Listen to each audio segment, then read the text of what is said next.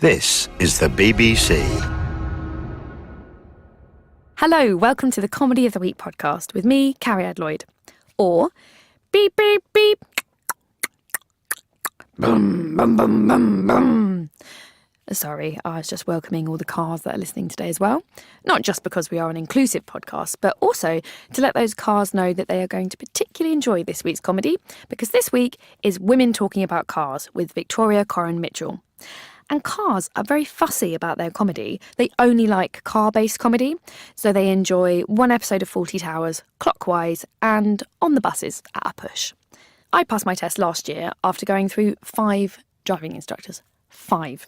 The first one only let me do left-hand turns for 2 hours. The next one bullied me. She used to laugh at me and say, "You don't even know what the clutch does, do you?" Then she quit being an instructor, so it wasn't even me being brave enough to leave her. Just low on confidence sometimes, guys. My next instructor told me I was too tense, so we drove along dual carriageways with my hands off the wheel and resting in my lap, so that I could see nothing bad would really happen. I didn't even know that was bad until I told my friends who could drive, and they told me that wasn't a normal way to test safety whilst driving. Then I found Andre. Andre helped me pass my test, and although he did have strong opinions on how the BBC should be run, he was also very lovely, because 11 minors is still a pass. Huzzah. So what I'm basically saying is I'm the perfect woman to introduce today's episode of Women Talking About Cars. And as if the delightful and brilliant Victoria Coren Mitchell isn't enough, this week she's talking to Wonder legend Claudia Winkleman. And yes, they mentioned Strictly. Please let me do Strictly. What? Who said that? So buckle up, rev the engine and toot your horn for Women Talking About Cars. But not before some sweet, sweet Tracy Chapman. I remember when we were driving in your car. Speed so fast, I felt like I was drunk. City lights lay out before us, and your arm felt nice wrapped around my shoulder. And I had a feeling that I belonged. I had a feeling I could be someone, be someone, be someone. Hello and welcome to Women Talking About Cars. I'm Victoria Coren Mitchell. Tonight, the woman I'll be talking about cars with is the writer and TV presenter Claudia Winkleman.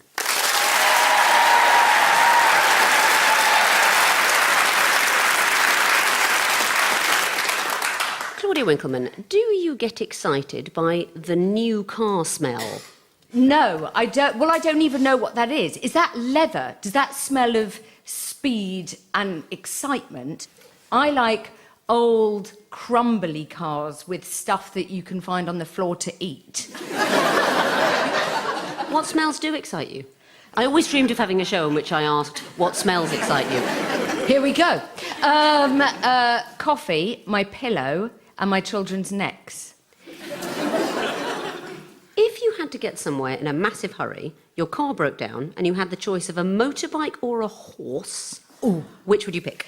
Horse, but not if it moves. I like a stationary horse that could be. I don't really believe in them. But if it could be, if it was glued or stapled on a trolley that could be pulled by people, possibly in waistcoats, I would sit on that horse.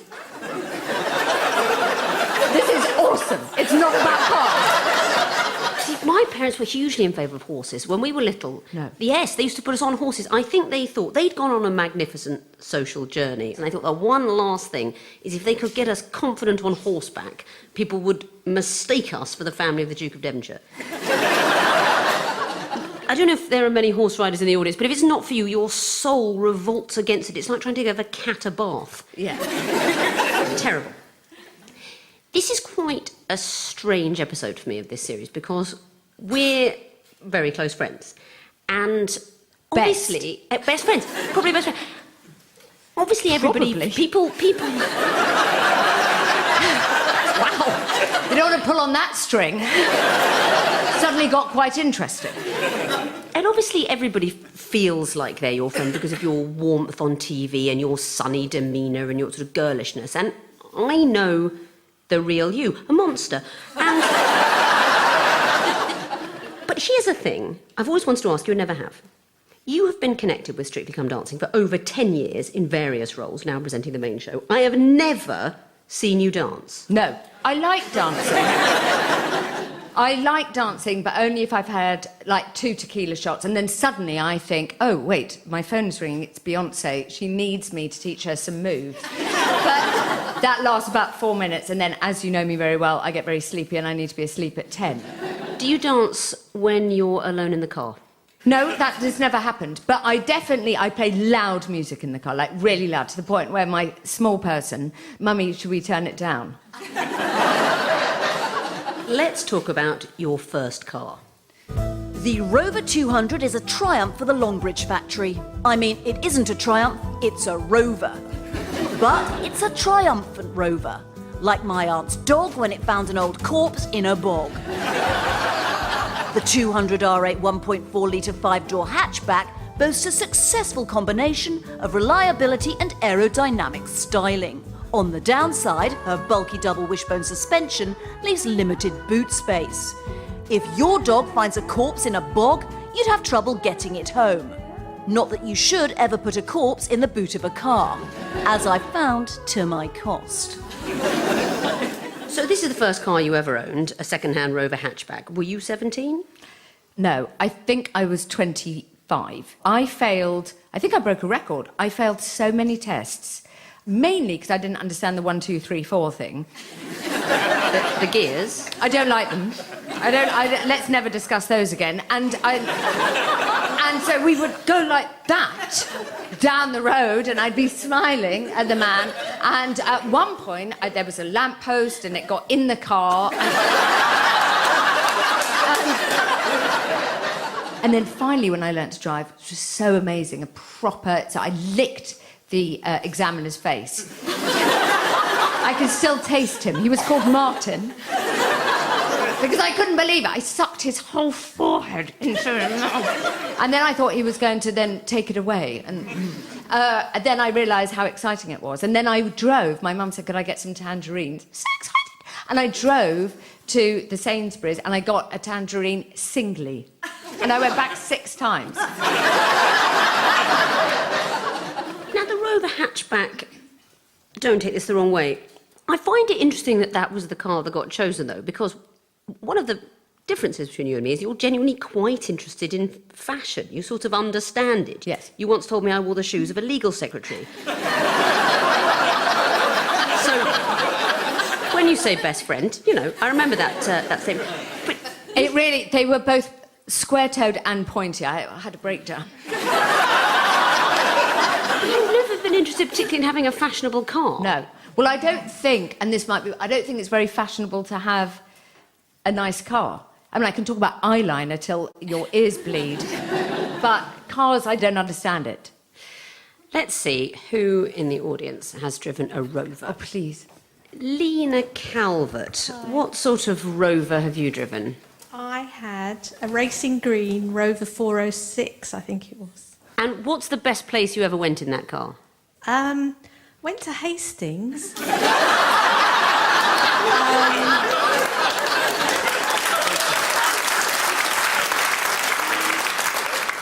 Yeah. Well, that's an anecdote that won't be topped tonight. It was a big car for a big dog. We had a Doberman at the time, and he used to sit on the back seat. And we took him to Hastings. Did you choose the car to suit the dog? Yes. But we should have got an estate. No. What you should have got is a poodle.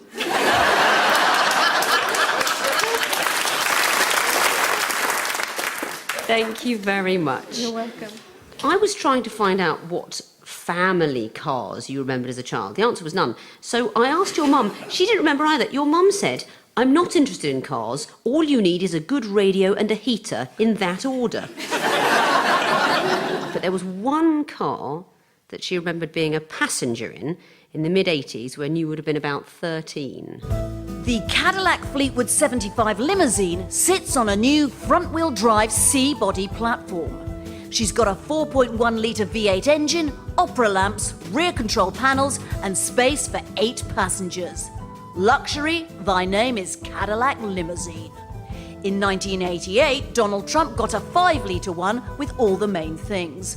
drinks cabinet, TV set, paper shredder, fax machine. If that was my car, I'd also insist on a jacuzzi, a miniature railway, and a bread oven. But that's the difference between me and Donald Trump. I'm ambitious.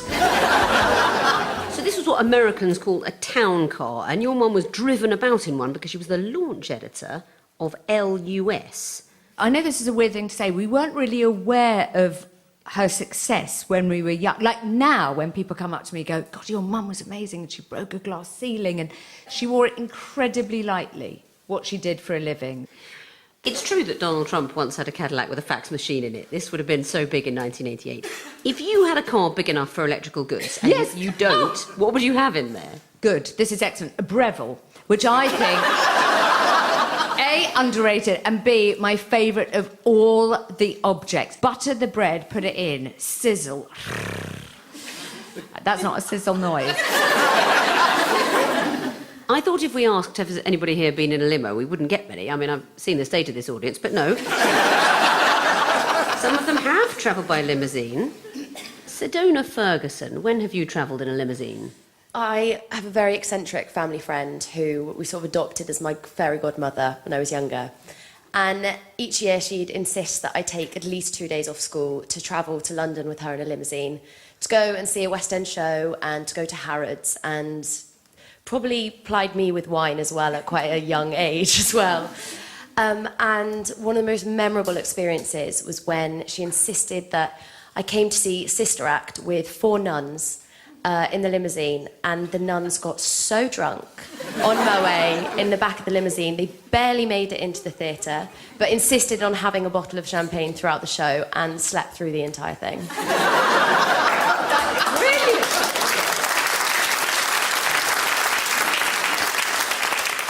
Christine Reynolds, when were you in a limousine? It was about 5 years ago, and about 8 friends, we all came down from Biggleswade in Bedfordshire to London to see the Sister Act. That seems to be a very popular show.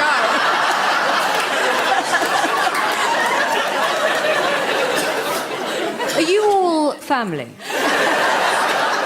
How many of the passengers were nuns? That's so strange. Yeah. Whose idea was it to hire it? A friend said, how about us all go down in a limo to London? So we thought, great, we'll go. All over 65, and it was great fun. We never do anything fun. We literally drive up and down the high street looking for a parking space and eat sandwiches. You're a terrible friend. I can't believe it. I'm embarrassed. I'm going to ask you, Claudia Winkleman, some more random questions. I love this. Have you ever been to a drive-in movie? No. If you did, what would you want the film to be?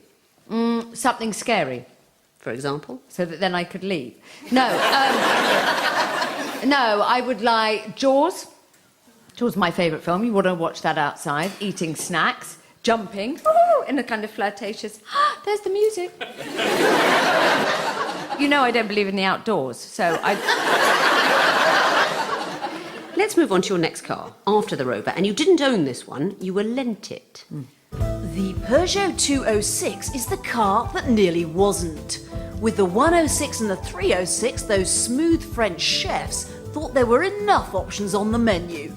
Time to sit at the bar with a Pernod, smoke a big gitane, and talk about onions. Hee-haw, hee-haw, hee-haw. But then someone threatened to eat in the Italian restaurant next door, so they popped back into the kitchen and returned with this stunning little souffle of a car. Sadly, also like a souffle, her resale value is disappointing. I have no idea how I came about borrowing a Peugeot. I think I had to be useful to Peugeot, which is ridiculous because I was barely on I was occasionally went on something called Granada Breeze to talk about knitting. See, I love the shows you did there. This was in your late 20s. Your big break was Holiday. Was it? Do you have fond memories of that Yes, I'd forgotten I did Holiday. So Holiday was a show where you felt incredibly lucky because you land in Seville and then you're there for 2 days. But yeah, I was very grateful for that. And I did see some amazing places. show? God's Gift, you did the dating show. That was awful. Sorry. So sorry. So sorry. I don't know what I was doing. never really done much dating. You sort of had one serious boyfriend, then you got married. That was it. I dated 400 people. No, that's not true. You see, I used to love it, the whole awkward bit where they ask you out, then you'd go to a thing, and who's going to pay the bill, and they try and kiss you, and then you veer away in horror. I remember one boy tried to kiss me and I didn't understand what he was doing, and he sort of came towards me. I was like, has he tripped? And I was so innocent. Oh, not even innocent. I was just an idiot. And he started sort of like nuzzling, like into me. I was like, oh my God, this is weird. Like, should I help him or something? And then he said, I'm trying to kiss you. And I almost sick in his mouth. You were already married by the time the millennium came round. That's how early you settled down. Oh, yes. But your husband, Claudia has an extremely dashing and handsome husband who sort of... Please don't tell him. He seemed like a grown-up from quite early on, which is amazing. He must have been quite an impressive first date. He was so... I couldn't actually believe, Suzanne, that he was sort of real. You know, when you're like... I was like, this is a grown-up. I'd been out with somebody at university, adorable, and then somebody else, and then nobody. And he sort of just swept in. He was wearing a polo neck. My favourite of all the things. And I was hoping that my fantasy is like that I'd marry somebody who was wearing a polo neck who was a fisherman, but sometimes just painted on a Sunday. He wasn't doing that. He worked in PR. Never mind. And, and that was that. I was done. Did he pick you up in a car for your first date? He did, and he had a really, really glamorous car, which made me like him less. I was like, what's he trying to prove? How embarrassing. Look at my Rover. And then I realised he just borrowed it from a friend. And then I think he had a Honda Civic or something. And I was like, we should definitely get married. I didn't say that out loud. I tried to be cool. Let's see who in the audience has driven a Peugeot 206. Hilary Ellis. What are your happiest memories of that car? Oh.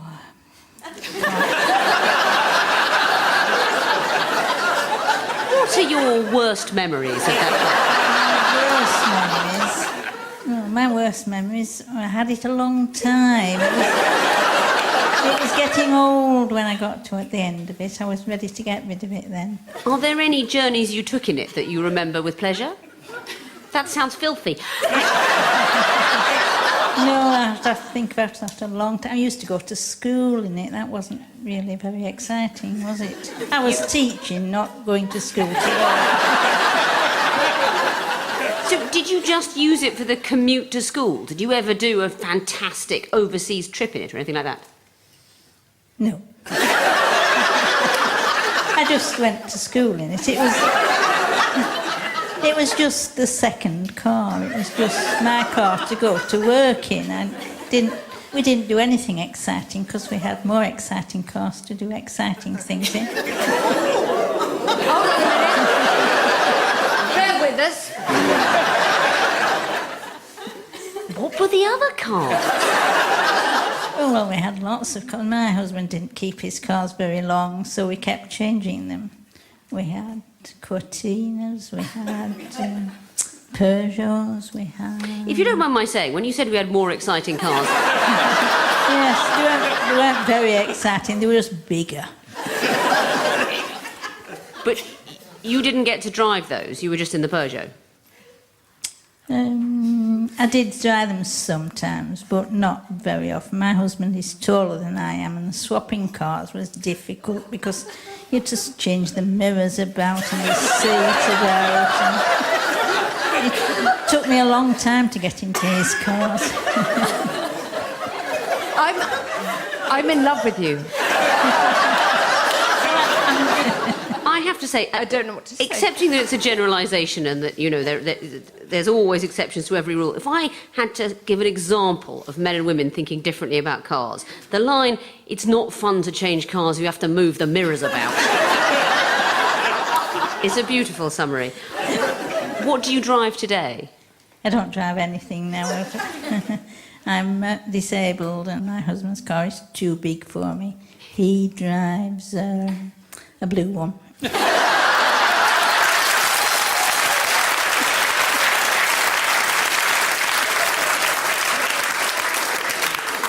Thank you very much. So on the subject of husbands, Claudia Winkleman, you managed to get to the age of 30 only ever having owned one car, a rickety old Rover. Yes. But then, on your 30th birthday, your husband Chris had a surprise for you. Superb build quality, solid as a boot-faced Hausfrau, the Volkswagen Golf Mark IV 1.4e is the world-beating wonder from Wolfsburg. Problems with her gearbox were ironed out in 2001, and the road looks clear for her 16-valve 75 bhp engine. Cons: feel slow, grinds up the acceleration. You have to plan your overtaking manoeuvres about 5 minutes in advance. Bloody hell, 5 minutes? I'm not trying to build Hadrian's Wall here. I'm just trying to get to Bedford. Put some welly in it, Wolfsburg. Earlier in this series, Sheila Hancock told us about her husband John Thaw giving her a Jaguar XKR. Oh. This is not a Jaguar XKR, but still very romantic to be given a car. The most romantic thing in the whole world, I think, possibly because for 4 years I'd complained. I was like, it felt too spoilt just to go off and buy a car. I was like, who just buys a car? And he would go, people buy cars. Like, how do you, like, they don't arrive. The Tooth Fairy doesn't deliver them. We can find you a car. I was like, that feels excessive. And we lived in London, so I just couldn't justify it. But then it meant that he had to drop me everywhere. I was like, can you just go and get me some contact lens solution? And I didn't really like walking. I mean, I didn't always talk like that. So I think he was slightly fed up. And then, yeah, on my birthday, and outside the window, like properly with a ribbon, and it was January, and my whole family knew, who had turned up to watch me go, ah, the car! Yeah, it was super romantic, but I think it was just to go, he's much more romantic than me anyway, but it was also, here you are, and I still drive it today. I'll never drive another car. I love it. I think it's metaphorically interesting that you are still driving this car, because you really don't care about anything apart from Chris and the children. And it was a thing that before I had children, I used to think was a bit odd about you, if you don't mind my saying. I thought it was a bit odd that you're this very successful person with a really exciting life. We do all these sort of different things, and it's glamorous and glittery, and you literally do not give a fig about any of it. And I thought, she's a bit peculiar. And then I had a child, and I thought, oh, OK, I get it. No, I get it now. And this car has seen you through. All of them. All of it, all the children, all the changes in your career. You've gone from God's gift to you're hosting mainstream Saturday night TV. And it will be there when they're like, sorry, can you stop turning up at Elstree? Gethin Jones is doing it, we're happy. I love Gethin, I don't mean that in a bad way, he'd be excellent. It only causes a slight problem for the structure of this programme because there is literally no new car in your life from 2002 to 2017. So, the only new cars you get to experience are these. The London taxi company TX1 combines the traditional black cab silhouette with the refinement of a modern saloon. She's got top-notch build quality, a 25-foot turning circle, and pretty comfy seats. With cabbies averaging 50,000 miles a year, their bums will thank you. And let me tell you, it's not easy to get a thank you from a cabbie's bum. Performance-wise, it's a 2.5 Nissan Turbo diesel, which is slow off the mark. It can add a whole minute to the overall journey. Ka-ching! We'll always miss the Austin FX4, but all things considered, this is a good development. 3 cheers for the London Taxi Company, owned by the Chinese and based in Coventry. I'm very glad we're talking about taxis. I love taxi drivers. I've flagged them down, I've won money off them, lost money to them, argued with them. I love them. They're the backbone of London. I'm proud to say I have never been in an Uber.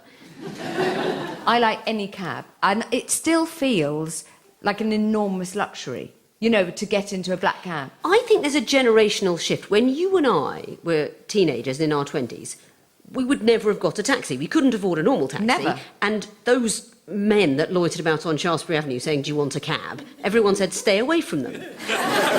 But teenagers and 20-somethings now, they think it's normal. They look on their phone, they press a button, some guy round the corner in a cab drives around, they get in the car. And for me, the wonderful thing about cars, I'm always saying throughout this series, is the safety. Driving your own car is the power it gives you to have adventures and feel safe. And I feel that about London taxis. I do not feel that about minicabs. Yeah. And I'm frightened that the London taxis are going to be driven out of business by firms they can't compete with, and women will be the losers because they won't feel safe. Yeah, I think you're right.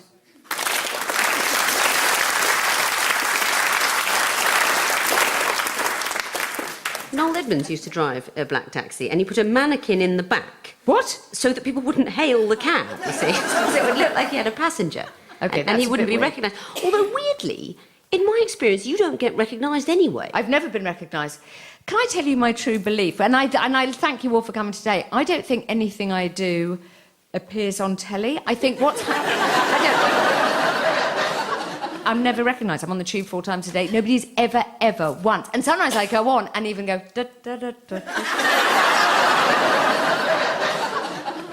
Morwenna Banks, our voice of authority. You've got a lovely story about travelling by taxi. It's a lovely story. Yeah, I think it was the first time that I ever. I don't come from these parts. I'm from Dame Cornwall way, and don't know my way around London still, even though I've lived here all my adult life. But the first time I ever got in the back of a black cab was a real treat. As with you, it was like, I'd started earning some money, and it was the first time. It was at night, and I was coming out home from a party. And I thought, I'm going to get a cab. That's what I'm going to do. And flagged the cab down and got in the back, and we drove for a few minutes. And the cab driver said, bearing in mind it's dark, it's about midnight. He said, "You do realise I have the power to kill us both."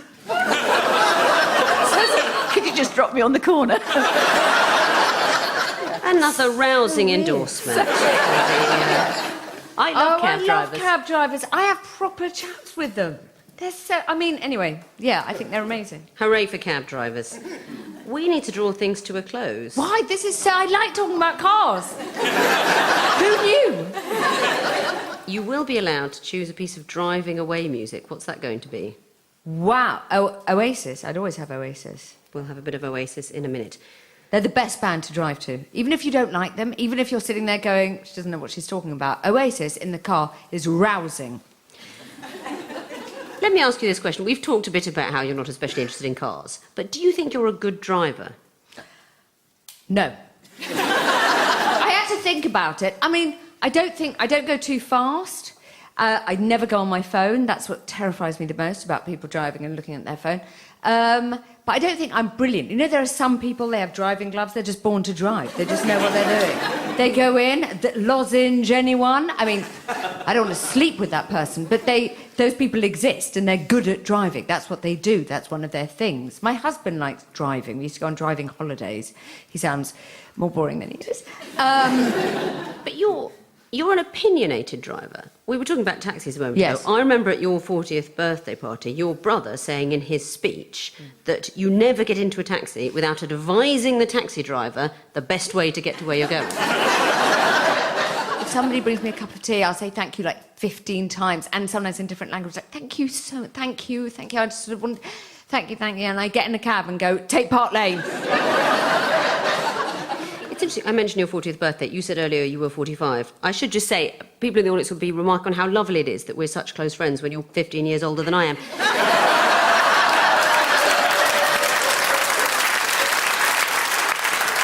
I am older than you.